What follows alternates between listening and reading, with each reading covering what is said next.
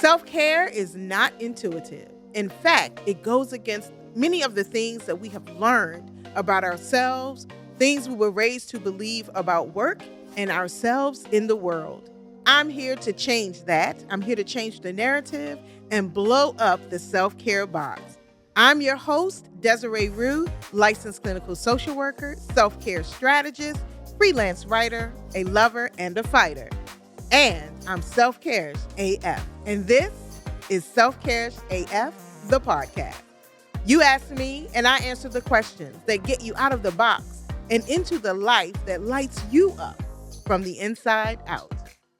Well, hello, and welcome back to Self Cares AF, the podcast. I'm Desiree Rue, and I'm happy to be back with you again this week. How are you?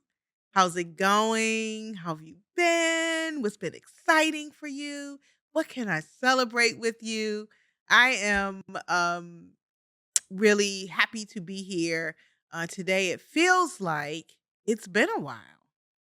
And that's because it's been a while since I've actually been in the studio to talk with you. So coming back feels comforting and soothing and like I really missed you.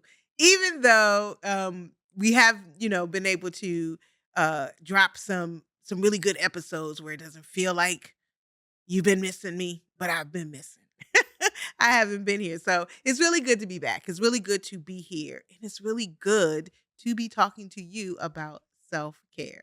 Listen, the whole point of our conversation is to disrupt that traditional self care information that's been floating out there for our entire lives about what self care is, what it isn't, what it should look like, what we're supposed to be doing with it, yada, yada, yada, yada. So today I thought that we would sort of just have a more conversation around what self care isn't and, or what, not what self care isn't, what it is, and one of the biggest blockers that we have to it. So we're going to do this in a part one and a part two because I've got a bit of a heavy heart and I want to ensure that I get it all out. So we're going to break this up into a part one and a part two of what our self care blockers are. And so one of the things that I believe is one of the greatest blockers is shame. It's shame. You know, shame, that emotion that we feel when we feel like we have done something wrong, but and we feel embarrassed about the thing that we feel like we did wrong. So let me just share a story with you and how I've come to want to have this conversation with you about shame and how it is impacting, what I believe is your best life for you. I have, in the last 3 weeks or so, have had the opportunity to be around some amazing people. I've been, traveling because, Desiree eats and travels. So I've been traveling. I've been, attending meetings. I've been, having conversations with people who are really important to me in my life. And there's been a bit of a common thread in some of the conversations where, many people really enjoy the self care conversation. They enjoy the things that they're learning about. They enjoy even, watching my journey here on the podcast. They like watching my journey on Facebook and on Instagram and all the places where I openly show my life, not as a brag, um, but as a testimony, as a testament, as an example of what self care truly looks like in all the areas of your life. Right. And so I share a lot on social media because I want people to see me and I want you to see what is possible for you. Um, but in that, I find that, people are really excited about the things that I'm doing, but they don't see it for themselves. Or they'll say to me in very low, whispery voices about their struggles. I mean, they literally like I'm straining to listen. Like I'm leaned in because they're talking so low as if they are ashamed at the fact that they're overwhelmed. They're ashamed at the fact that they're extremely stressed. They're ashamed for the fact that they don't feel like they're getting help. They don't know how to ask for help. So there's a lot of shame that is involved in the need for self care. So I want to disrupt that notion and that idea that you have done something wrong because you have not been able to successfully manage your stress. I want you to know you have done nothing wrong.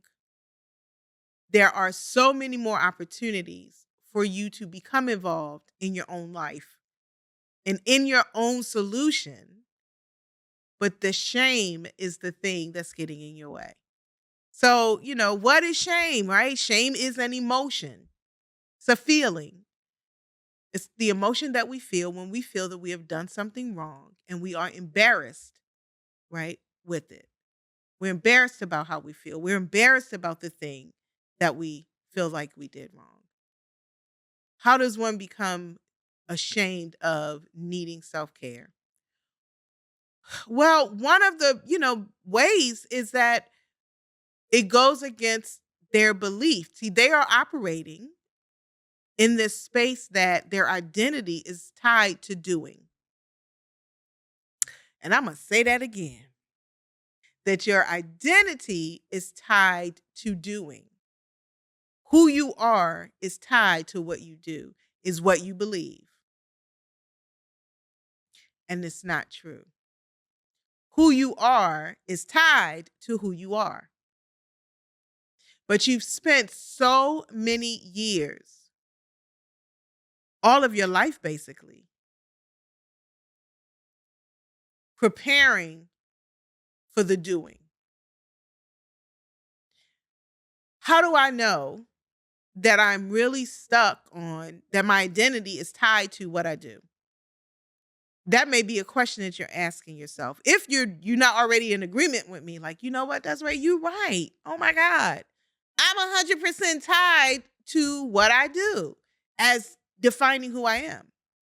So I'm going to just ask you a couple of questions, right? And to help you decide if you are 100% tied to your identity. Number one, if you lost your job today,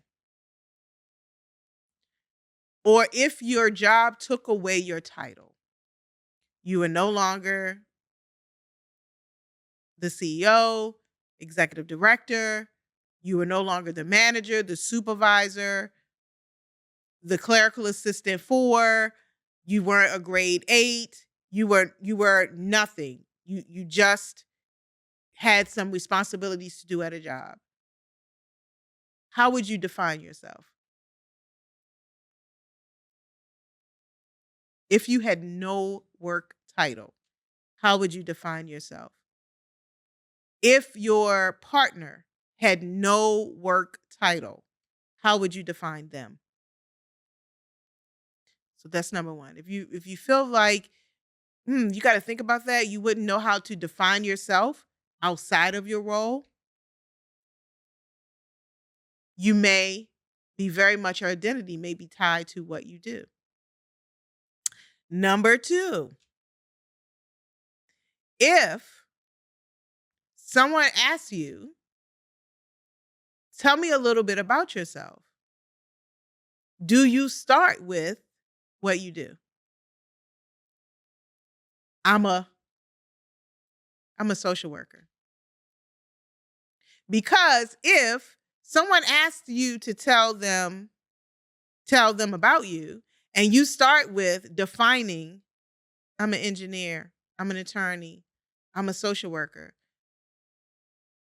your identity is tied to that. Tell me a little bit about you. I'm quirky. I'm funny. I love to eat. Right? There are so many more things about you than your job title. I'm a student. I'm in this school. I have this degree. When we lean in with those things first, it's because much of who we feel are tied to that. It identifies us. That's a problem. Because when you take those things away, you have nothing left. At least you feel that way. So everything about you is in motion to becoming, even your future self, right? When I become, right, that's when you think you'll be better. When I get, that's the thing that's going to make you better. The truth is, you are always those things. Those things don't happen to you, they happen because of you. Nothing that you've ever accomplished could have been accomplished without you. So it's not the title, it's you, right? But you are who you are is tied into what you do. And that makes self-care very difficult because it goes against that. Self-care goes against that. Self-care is only about who you are.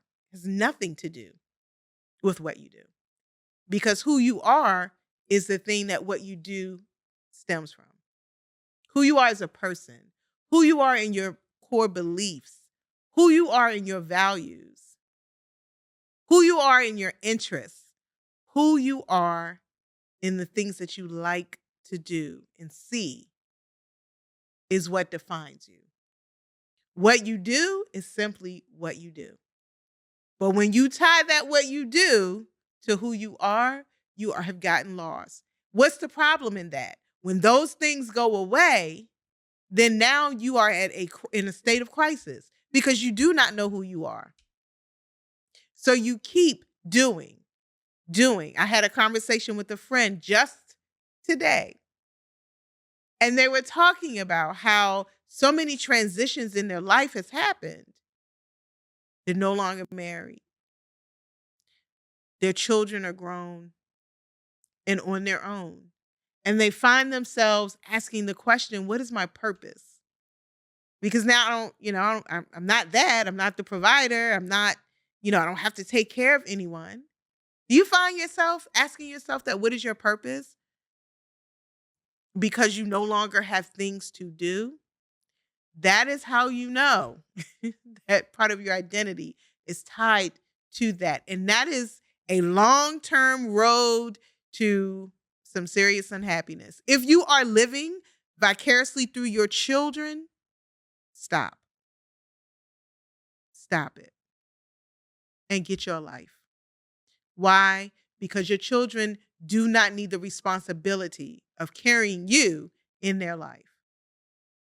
And you do not have to lay your life down or feel like your life is over and push them to do all the things that you wanted to do. You have the opportunity to still do and be that person that you wanted to be, that go-getter, that person that took risks, that adventurous person. Even now, there's nothing stopping you.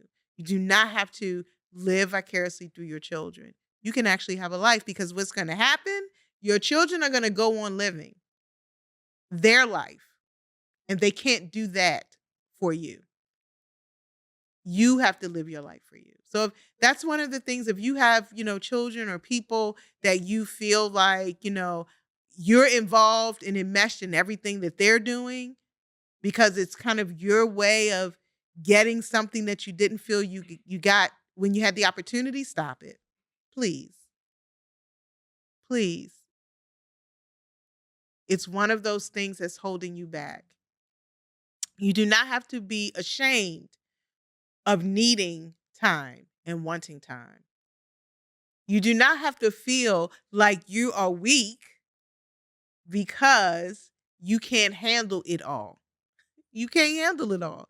You one person, 2 arms, 2 legs, 2 eyeballs, 2 ears, 1 mouth. That's it. You have a capacity.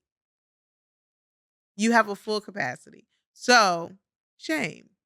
being ashamed of needing the break that you need, being ashamed that you feel like you have no one around to help you. There is no shame in doing things on your own. There is no shame in identifying those that cannot help you. There's no shame in recognizing that maybe your life is filled with people who are not reliable. There's no shame in that. But there is an opportunity to reorganize, right? To do some things different.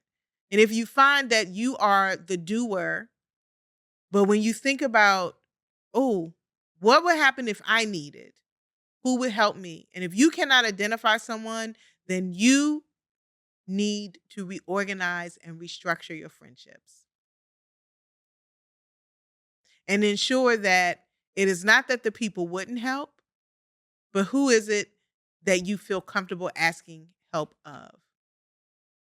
And you should be able to identify some people, at least one or two people that would help you without judgment, the way you would help others. Shame gets in the way of so many things. You do not have to whisper when you need help. You should roar. Help brings relief. Help brings new answers. Help brings joy. All the things that you deserve. So don't let shame get in the way of what you need. Don't let the fact that the stress is more than you can bear embarrass you to the fact that you keep bearing it.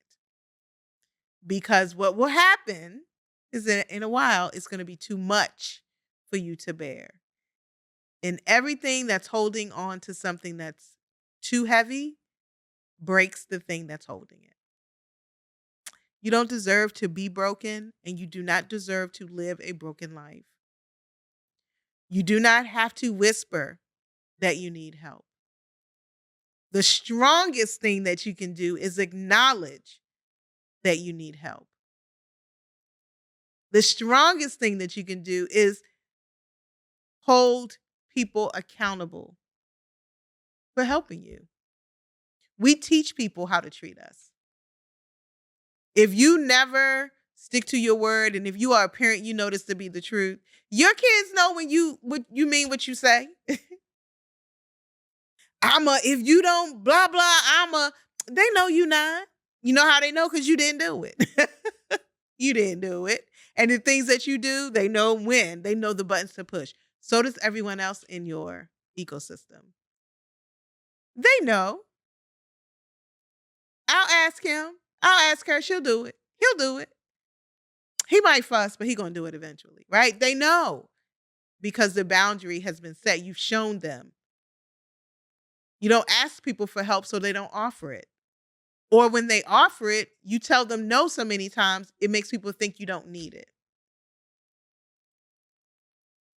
Allow some of the help. I am 100% guilty of that. I have to catch myself. Oftentimes when I travel, I don't really like to take luggage on the plane. I like to be free, but sometimes, it depends on where I'm going. I may take a carry-on because I don't want to, when it's time to leave, I want to be unhinged. I want to be able to go. But I'm 5'1", and the overhead bin was not designed for anyone 5'1", okay? Literally, I'm standing on my tiptoes trying to make things happen. And every now and again, somebody will come. I do not expect people to help me. But every now and again, a gentleman or someone behind me will say, hey, do you want me to get that for you? And my first thought is to say, no, I got it. And then I'll say, you know what? Yes, thank you. I am working on saying yes, thank you for the assistance first. Because no, I got it is a trauma response. No, I got it. No, I don't need your help. That's a trauma response for me. That's a trauma response. That comes from not feeling like people have been there to help me throughout my life. And that being true in some instances, but not in all of them. So that's a trauma response to not accept help. So I'm learning. Yes, help, yes. When somebody says, can I get that? Yep. You can. Thank you. When they want to put the groceries in my car, oh, appreciate you. Yes, thank you. So we have to learn to be strong and accept the help that we need. Ask for it and accept it.